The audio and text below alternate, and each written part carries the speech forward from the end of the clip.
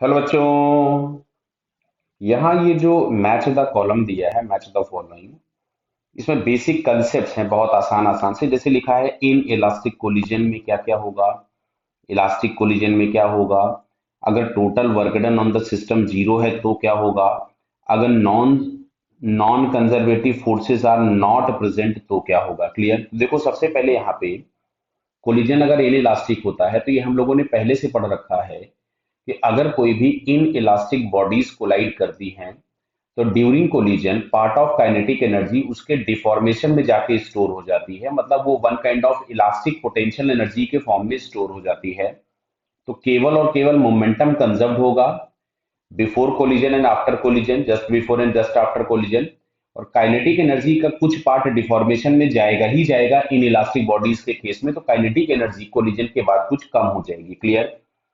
तो जैसे यहाँ पे सबसे पहला वाला जो ऑप्शन दिया हुआ है इन इलास्टिक कोलिजन, तो काइनेटिक एनर्जी ऑफ सिस्टम में डिक्रीजेस, मतलब एक तो आंसर तुम्हारे पास ये वाला ए हो गया। दूसरे में लिखा है काइनेटिक एनर्जी में इंक्रीजेस, तो बेटा काइनेटिक एनर्जी केवल और केवल बढ़ती है एक्सप्लोजन के टाइम पे, या कोई एक्सटर्नल एजेंट वर्क कर रहा हो तो काइनेटिक एनर्जी बढ़ सकती है। क्लियर। तो ये दूसरा ऑप्शन तो हो नहीं सकता। काइनेटिक एनर्जी इज कंजर्व्ड, तो ये इलास्टिक कोलिजन के केस में होता है। और डी वाले में लिखा है just before and just after collision momentum remains conserved, तो बेटा इसके दो ऑप्शंस करेक्ट हो गए, ए एंड डी। क्लियर।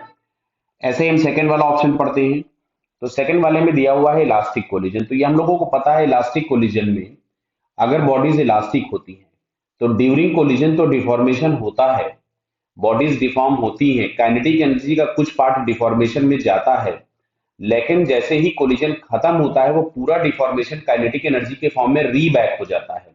तो just before and just after collision momentum भी कंजर्व होता है और काइनेटिक एनर्जी भी कंजर्व होती है। क्लियर। तो देखो इसमें मे वर्ड इन्होंने यूज कर दिया है, केवल ये मे वर्ड यहाँ पे इसलिए यूज कर रहे हैं क्योंकि during collision kinetic energy conserve नहीं होती है, ड्यूरिंग कोलिजन काइनेटिक एनर्जी का कुछ पार्ट डिफॉर्मेशन में जाता है। क्लियर। तो यहां से हम लोगों के पास बिफोर एंड आफ्टर कोलिजन की बात करोगे तो सी और डी ऑप्शन हम लोगों के पास यहाँ क्या होगा, करेक्ट, बराबर है।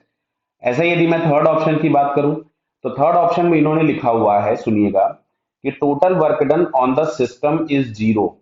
तो total work done on the system is zero, तो क्या बेटा आप इस बात को ये समझ पा रहे हैं कि अगर नेट वर्क डन जीरो होगा तो काइनेटिक एनर्जी ऑफ सिस्टम में डिक्रीजेस हो सकता है। जैसे अगर हम किसी भी ऑब्जेक्ट को अंडर ग्रेविटी प्रोजेक्ट कर दें, तो अगर हम उसको अंडर ग्रेविटी प्रोजेक्ट कर देंगे तो जैसे जैसे वो ऊपर जाएगा काइनेटिक एनर्जी कम होगी। नेट वर्क डन जीरो है क्योंकि काइनेटिक एनर्जी जितनी कम हो रही है उतनी ही पोटेंशियल एनर्जी में इंक्रीमेंट हो रहा है। काइनेटिक एनर्जी ऑफ सिस्टम में इंक्रीजेस, अगर हम किसी हाइट से छोड़ेंगे तो काइनेटिक एनर्जी सिस्टम की क्या होगी, इंक्रीज भी हो सकती है। काइनेटिक एनर्जी ऑफ सिस्टम में रिमेन्स कांस्टेंट, में रिमेन्स कांस्टेंट। अच्छा एक मिनट रुको, जैसे ये जो हमारे थर्ड ऑप्शन दिया है तो थर्ड ऑप्शन को पहले हम लोग देखें तो वर्क एनर्जी थ्योरम जो बोलती थी डब्ल्यू नेट, तो W net is equal to हमारे पास होता था change in kinetic energy. Clear. तो उसने नेट वर्क डन बोला है, टोटल वर्क डन है ना। तो इसमें फिर हम ग्रेविटी है इसको खाली इंडिविजुअल को नहीं लेंगे, तो net work done is zero.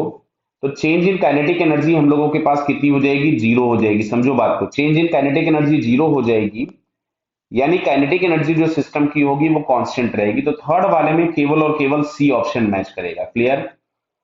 बराबर समझ में आ रहा है ना। ये जो मैंने बाकी एक्सप्लेनेशन दे दिया था उसमें क्या था, किसी हम एक इंडिविजुअल के फोर्स, किसी इंडिविजुअल फोर्स के वर्क डन को काउंट कर रहे थे। क्लियर। बट अगर बोला है नेट तो ये हम लोग वर्क एनर्जी थ्योरम से ये बोल सकते हैं। लास्ट में लिखा हुआ है non conservative forces are not present, केवल इतना बोला है कि नॉन कंजर्वेटिव फोर्सेस प्रेजेंट नहीं है, बाकी सब चीजें हो सकती हैं।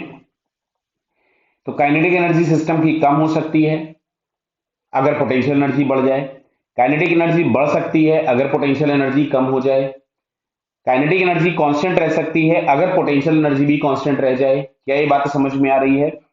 और यहां से लिखा है मोमेंटम की हम बात कर नहीं सकते, तो यहां पे हम लोगों के पास इस फोर्थ वाले में ए, बी एंड सी, तो ये तीन ऑप्शंस आपके पास करेक्ट हो जाएंगे फोर्थ में। क्लियर है बेटा। Okay, all the best.